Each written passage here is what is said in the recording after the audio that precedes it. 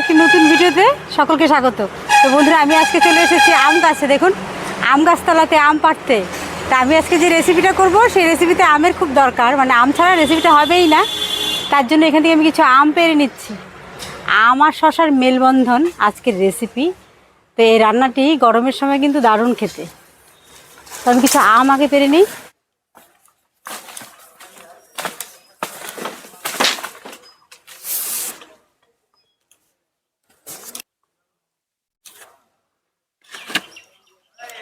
এই যে এখানে তিনটে, আর এই যে খুলে পড়ে গেল,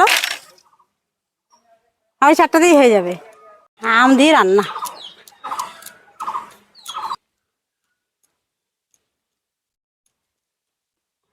তো বন্ধুরা দেখুন, আমি গাছ থেকে আম পেড়ে নিয়ে চলে এসেছি। তো আর আমার এখানে আছে শশা। তো আজকে রান্নাটি হবে শশা আর আম দিয়েই রান্না। তো গরমের সময় এই শশা আর আমের রান্নাটি কিন্তু দারুণ হয় খেতে। তো ভিডিওটি প্রথম থেকে শেষ অবধি দেখার অনুরোধ রইল।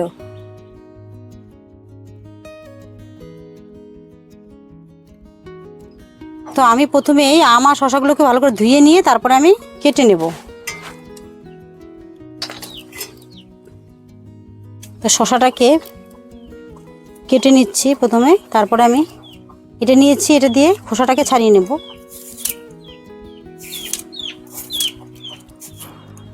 শশার খোসাটা কিন্তু খুব ভালো করে ছাড়িয়ে নিতে হবে, যাতে সবুজ অংশটা না থাকে। তো বন্ধুরা, আমি শশার খোসাগুলো ছাড়িয়ে নিয়েছি। এবার আমি আমের খোসাগুলো ছাড়িয়ে নেব। তো আমটাকে এই চাকু দিয়ে আমের এই বোটা দিকটা কেটে নিচ্ছি সামান্য, তারপরে খোসাগুলোকে ছাড়িয়ে নেব। আমের কিন্তু খোসাটাকে খুব ভালো করে ছাড়াতে হবে।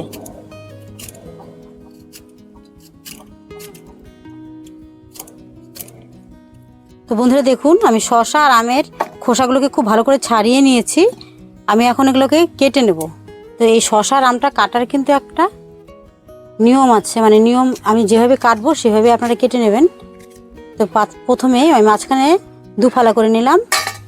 এবার আমি এই চামচের সাহায্যে শশার ভেতরের যে বীজটা আছে সেটাকে আমি এভাবে বের করে নেব।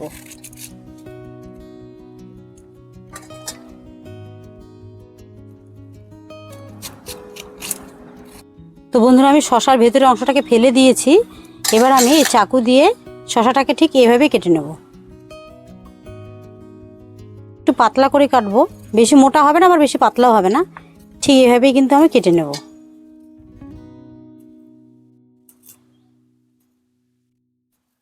যে কোনো রান্নার সবজি কাটাতে কিন্তু অর্ধেক রান্না হয়ে যায়। কাটাটা যদি দেখতে সুন্দর হয়, সবজি রান্নাটাও কিন্তু ভালো হবে। আমার ঠাকুমা বলতেন সবজি কাটাতে নাকি অর্ধেক রান্না হয়ে যায়। তো যাই হোক, আমি এভাবেই সব শশাগুলো কেটে নেব। তো বন্ধুরা, শশাগুলো কিন্তু কাটা হয়ে গেছে। এবার আমি আমগুলোকে কেটে নেব। তো আমগুলোকেও এভাবে আমি দুফালা করে নেব।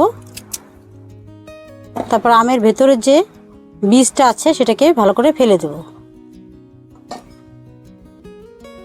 বীজটা ফেলানোর সময় একটা জিনিস খেয়াল করবেন, আমের ভেতরে কিন্তু একটা পাতলা আস্তরণ থাকে, এটাকেও কিন্তু খুব ভালো করে ফেলে দেবেন, তা না হলে কিন্তু রান্নাটা তেতো লাগবে।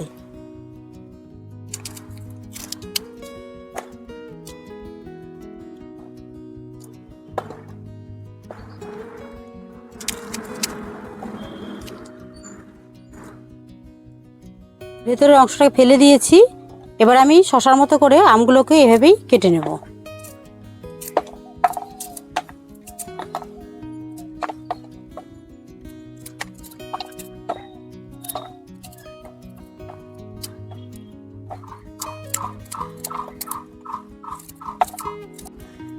তো বন্ধুরা, এই যে শশা আর আমগুলো আমি কেটে নিয়েছি। এবার আমি উনান ধরিয়ে দিয়েছি, কড়াই বসিয়ে দিয়েছি, রান্নাটা শুরু করব। তো খুব সামান্য উপকরণ দিয়ে খুব চটপট এই রান্নাটি করে ফেলা যায়। একদম সামান্য উপকরণ দিয়েই হয় রান্নাটি। তো প্রথমে আমি একটি মশলা তৈরি করে নেব। আমি এখানে নিয়েছি 1 চামচের মতো মৌরি। এই রান্নাটিতে এই মশলাটার দরকার, তাহলে সুন্দর একটি রান্নাটিতে সেন্ট আসবে। তো মৌরিটাকে আমি একটু হালকা ভেজে নেব।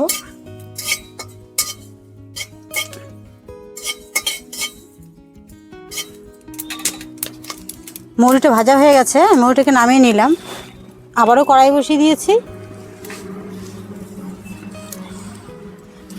এবার আমি কড়াইয়ে দিয়ে দেবো তেল। এই রান্নাটিতে বেশি তেলের প্রয়োজন হয় না, সামান্য তেল লাগবে। আমি সামান্য তেল দিয়ে নিলাম।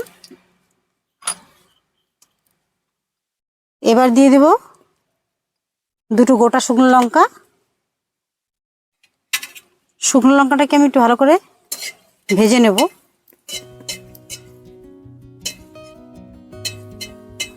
শুকনো লঙ্কাটা হালকা ভাজা ভাজা হয়ে গেছে। এবার আমি দিয়ে দেবো সর্ষে। এখানে সাদা আর লাল সর্ষে আমি দুটো সর্ষে মিশাল করে নিয়েছি। সর্ষেটা দিয়ে একটু ঢেকে দেবো, খুব ফোটে, গায়ে ফুটে আসে, একটু ঢেকে দিলাম গায়ে ফুটে আসার জন্যই। সর্ষেটাও সুন্দর ভাজা ভাজা হয়ে গেছে। আমি দিয়ে দিলাম শসাগুলো। এবার দিয়ে দেবো আমগুলো, কেটে রাখা আমগুলো। এবার খুন্তি দিয়ে খুব ভালো করে একটু নাড়াচাড়া দিয়ে নেব।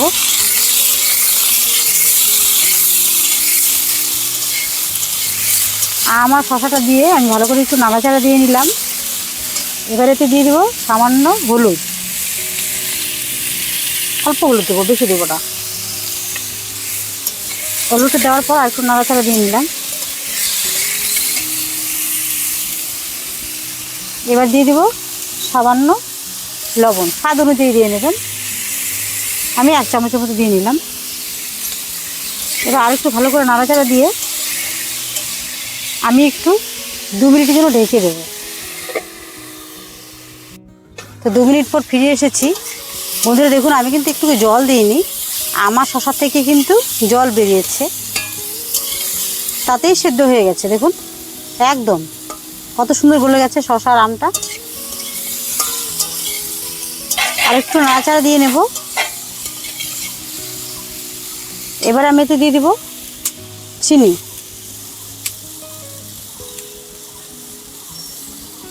টক টক মিষ্টি মিষ্টি হবে, তাই আমি সামান্য চিনি দিয়ে নিলাম। চিনি দিয়ে আর একটু নাড়াচাড়া দিয়ে নেব। এটা কিন্তু গলে যাবে না।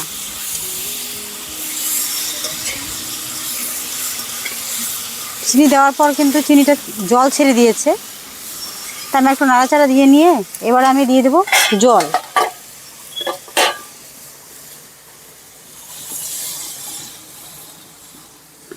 আমি একটু ঝোল ঝোল খেতেই পছন্দ করি, এই রান্নাটি খুব ভালো লাগে। তো বন্ধুরা ঝোলে জল দিয়েছি আমি টকে। তো এবার আমি ভালো করে ফুটিয়ে নেব। তো এই পর্যন্ত যে বন্ধুরা আমার এই ভিডিওটি দেখছেন তাদেরকে অসংখ্য ধন্যবাদ। আর যারা এখন আমার চ্যানেলটিকে সাবস্ক্রাইব করে উঠতে পারেননি তাদের কাছে অনুরোধ করছি আমার চ্যানেলটিকে অবশ্যই সাবস্ক্রাইব করবেন আর পাশে থাকা বেল আইকনটি অল করে রাখবেন। আমি যখনই কোনো নতুন ভিডিও ছাড়বো অবশ্যই সেই ভিডিও নোটিফিকেশন আপনার কাছে সবার আগে পৌঁছে যাবে। তো বন্ধুরা ভিডিওটি ভালো লাগলে অবশ্যই ভিডিওটিকে লাইক দেবেন। আমি মৌরিটাকে ভেজে নিয়েছিলাম, আমি এটাকে ভালো করে শিলনোড়ায় গুঁড়ো করে নেব।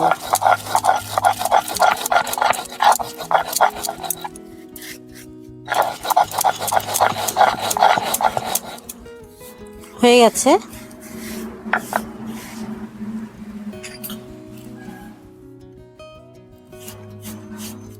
তো বন্ধুরা দেখুন আমার টকের ঝোলটা কিন্তু ফুটে গেছে সুন্দর। আর একটু নাড়াচাড়া দিয়ে এবার আমি এতে দিয়ে দিব এই মৌরি গুঁড়োগুলো। আমি মৌরিটাকে ভেজে গুঁড়ো করে নিয়েছি, সেটা দিয়ে নিচ্ছি। দিয়ে আর একটু নাড়াচাড়া দিয়ে নেব। আমার রান্না কিন্তু হয়ে গেছে। এবার আমি এগুলোকে একটা পাত্রে নামিয়ে নেব।